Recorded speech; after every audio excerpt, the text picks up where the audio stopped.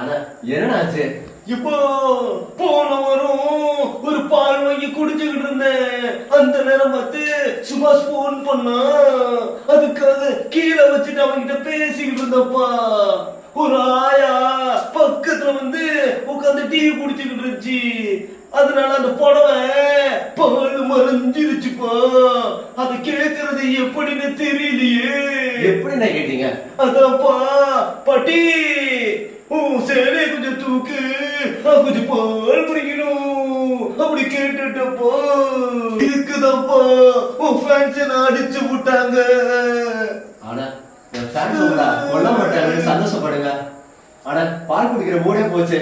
பால் cancel தான். ஆனா பாடா இதுக்கே கோபுறாரு. போன மாசம் நடந்தது சொன்னா